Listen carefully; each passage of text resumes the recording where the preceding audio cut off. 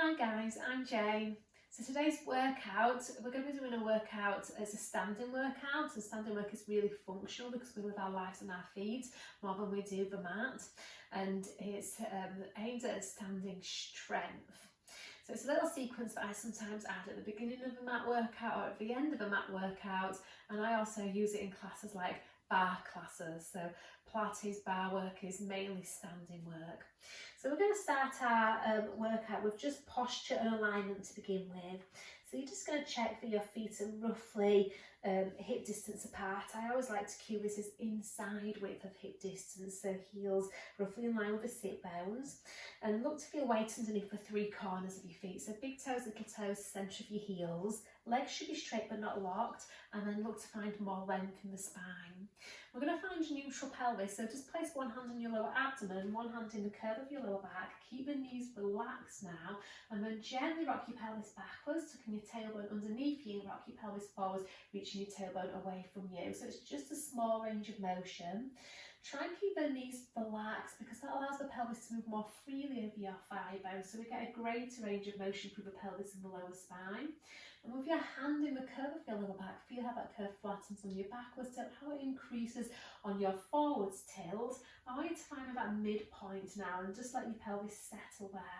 So that midpoint is the neutral position of the pelvis, but assess that by identifying the three bony landmarks at the front of your pelvis. So your two pelvic bones and your pubic bone, and just bring the heels of your hands on your pelvic bones, lengthen your fingertips to your pubic bone, draw your thumbs towards one another. Now if your pelvis is in neutral, those three bones should be on the same plane and your triangle should be square to the wall in front of you. So make any adjustments if you need to. And then from here, you just want to feel how your rib cage is over your pelvis, you're lengthening up through the crown of the head. Now I want you to bring your hands together in a prayer position. So your thumbs are on your sternum, which is your chest bone. In your peripheral vision, just notice that your nose is in line with your fingertips. And on your out breath, you're going to rotate to the right. So you're twisting from your waist and your middle back, coming back to the centre and then changing sides. So just continuing with your spine twist. Now your focus when you do this is to keep your pelvis stable. So your triangle should stay square to the wall in front of you when your chest bone turns to the side wall. And on your twist, focus on keeping your thumbs glued to your chest bone. Your nose should stay in line with your fingertips. So you want to feel here that you're turning your head from your waist and your middle back, not from your neck. So by keeping the pelvis stable and the head and neck stable, we're optimising the movement through the thoracic spine, the rib cage part of the spine, really using the strength of your obliques, your side abdominals to do that. Now I want you to make your next one to your left, your last one, trying to stay really tall in the spine as you do it. And then from here, you're going to place your hands on your pelvis. And I want you to take your weight over your right leg, keeping a level pelvis, and then take your weight over your left leg, keeping a level pelvis. So all you're doing here is a side sway, practicing shifting your weight from one leg to the other. Your goal when you do this is to maintain a neutral pelvis and a neutral spine. So neutral spine refers to a straight spine. If the spine is staying straight, the two sides of your waist should remain equally long. And if the pelvis is staying level, the two pelvic bones will be level with one another. Your hands will be level with one another. Okay, so this is just a lateral hinge from the ankle joints. Now, if you can challenge this more, take your weight over your right leg. You're going to peel the left heel away. Check that when that left heel comes away, there's no lift to that left hip. So keep that left waist long, and then you're going to bring your knee up, checking that when that knee lift happens, we're still staying long in the spine. So this is your standing knee fold. And then you're going to take your foot down, shift your weight over that supporting leg, peel your heel away, and then lift your knee up. So this exercise is called the standing knee fold. And again, it's a stability exercise. So when you balance on one leg, you're really challenging the strength of the lateral hip stabilizers on that standing leg and all your torso stabilizers. So balance exercises are the best exercises to activate your stabilizer muscles, the muscles closest to the skeleton, because we have to use them in balance. Now we're going to do one more each side, but I'm going to add a little challenge to that last one on each side. So you're going to balance on your right leg and hold it. And then from here, I want you to reach your arms forwards. Now, if you're challenged with your balance then, and you can't do anything about it, just alternate your knee folds. So just go back to that previous option. From here, you're going to start by reaching your left arm backwards and then reaching the arm forwards. So if you feel good with that movement, we're going to add some rotation. So as the arm goes back, I want you to turn your head in the direction that the arm is reaching in, and then bring in the head forwards as the arm comes forwards. Allow the ribcage to follow now. So I'm reaching my right arm forwards as the left arm goes back. So I'm trying to use that sense of pull-push movement through the arms to facilitate rotation of the spine. Now, just like when we practice the standing spine twist, your focus here is to make sure that your pelvis stays still. So the ribcage has got something stable to rotate against, trying to keep that length in the spine. Coming back to the centre, and we're going to repeat that on the other side. So arms and leg come down. That shift of weight has to happen for you to be able to balance, bringing that knee up. So if you're a bit tight from the back of the hip, just have that knee a bit lower. If your flexibility allows it, have the knee in line with the hip, and then arms forwards, shoulders back. And then the arm just reaches backwards and forwards. Head turns now to follow the movement of the arm, and head turns forwards as the arm comes forwards, and then allow that rib cage to join in. So we've got thoracic rotation, cervical rotation, and we've got some nice balance work here as well. And we're just going to do this 2 more times, so you really get to feel the difference in balance between one leg and the other. So for me, I've got one challenge side, one stable side. Okay, you might find that out about yourself. Okay, when we come back to the centre, you're going to bring your feet down. So we're going to do some squats. I'm going to give you the side profile of the squat. So my feet, I'm going to just adjust them a little wider now and still staying long in the spine. So you're going to bend from your hips, so your bum goes back as your body goes forwards, bend in those knees, but continue to reach your bum back and then coming up nice and tall. So your range of motion should be the range of motion that allows you to stay long in your spine from the crown of the head to the tailbone. So the only change to your spine is its position space. And you're checking that you're not allowing those knees to roll in or open out. So we want to keep them in line with the second and third toes. Feeling your weight go backwards into your heels, but big toes stay down on the mat.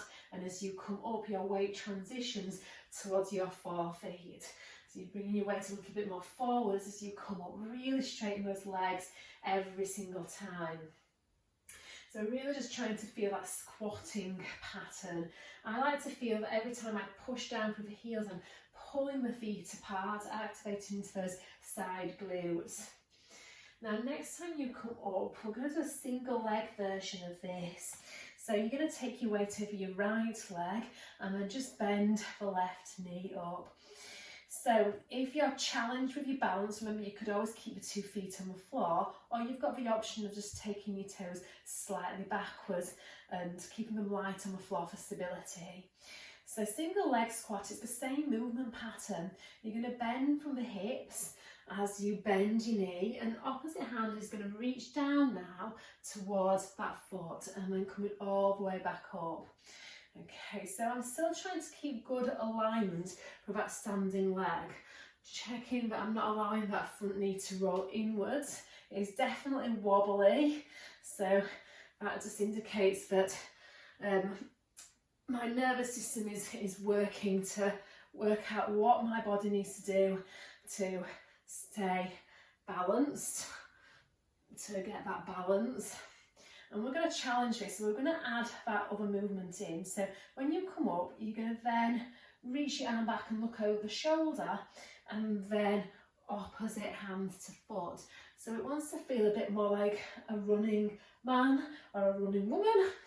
Okay, so we want to feel a bit of a natural movement to this now. So we've always got one arm going forwards, one arm going backwards.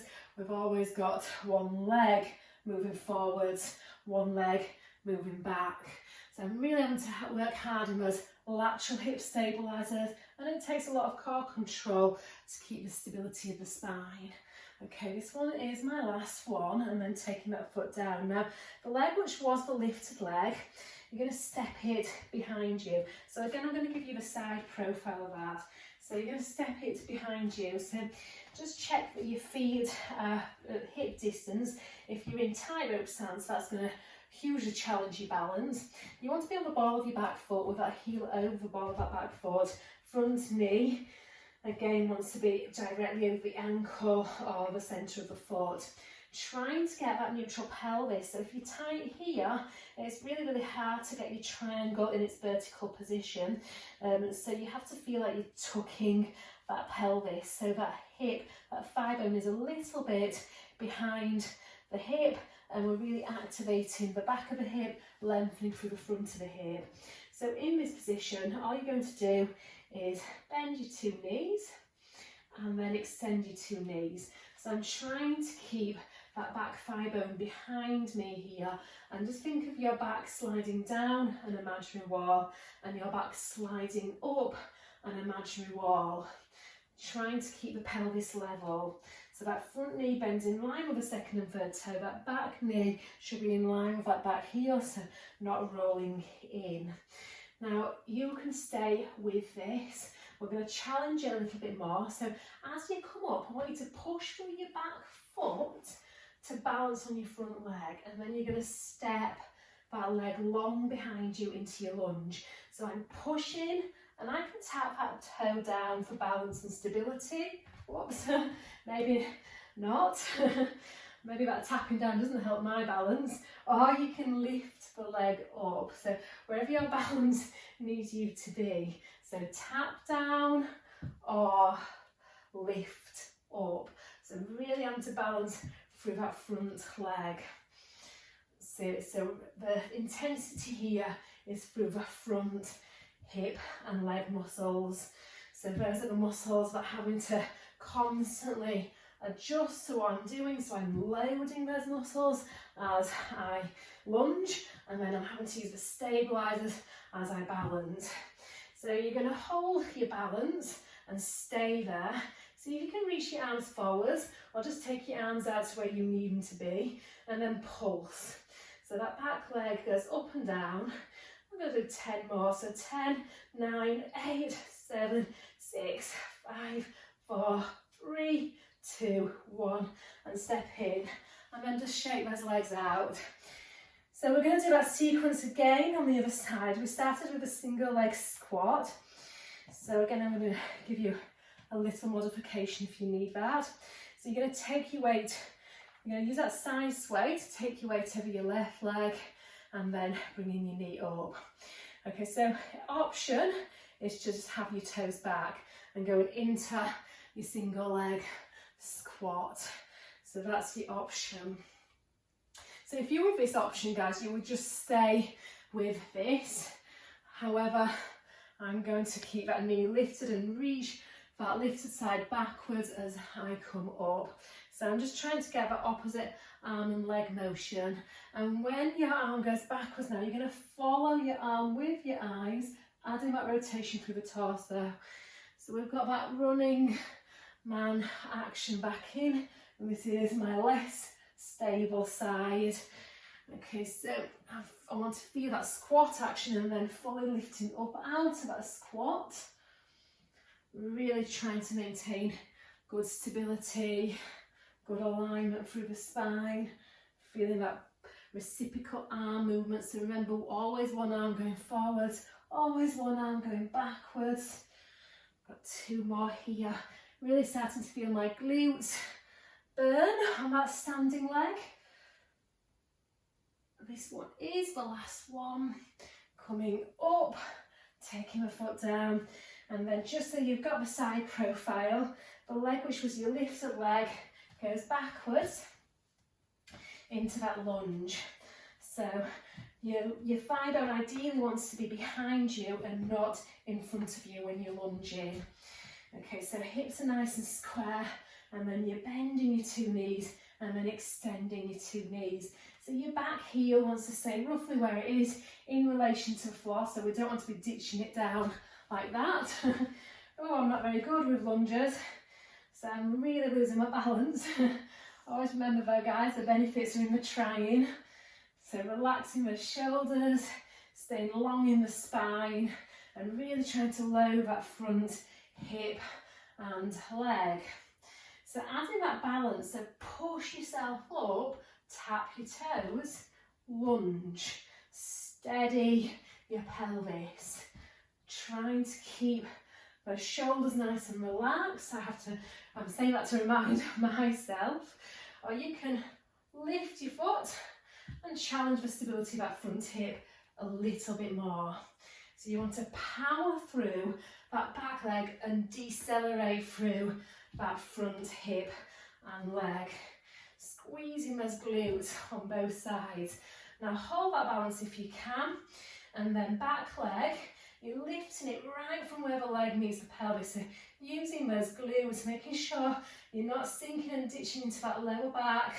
We're going to do 6, 5, 4, 3, 2, 1, and release. And then just for a little stretch, ankle goes on the thigh, opening the knee, stretching those glutes. They will need it after that. Okay, so if you come into bar with me on Friday, guys, you might see that sequence in bar. We did it at the end of mat work on Thursday. So I hope I haven't put you off, but it gives you some homework. Thanks very much. See you. Bye.